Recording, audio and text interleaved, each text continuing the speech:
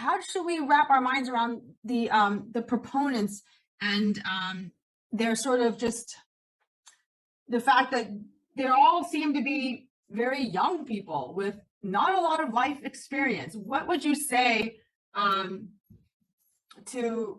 us legislators in weighing? Many of us respond to those who show up and say, "This is what we want," and truly, the squeaky wheel gets greased.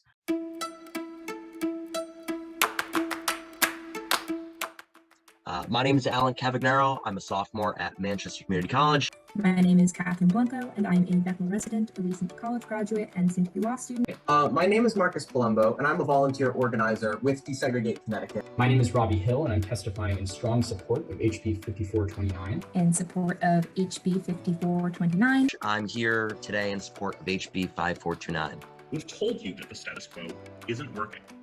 The young people leaving our state in droves are telling you the status quo isn't working, and businesses struggling to recruit and retain workers are telling you the status quo isn't working.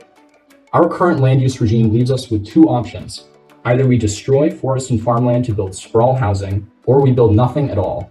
Neither of these options is environmentally or morally acceptable.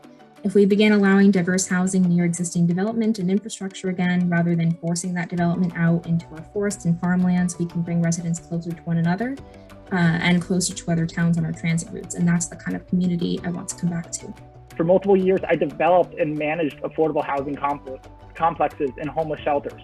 I myself have known what it's like to live under the poverty line and attempt to find affordable housing and everything else. I currently serve as chair of Future Leaders in Politics, CT, and I'm also a planning and zoning commissioner from my hometown of South Windsor, Connecticut.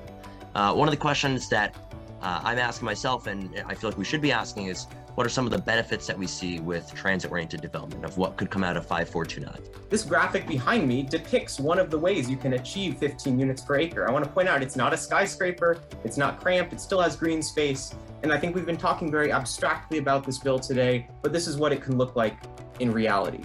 So while other people on this call may be young and may not have the same experiences as others, I would not discount our support of this bill because of our age.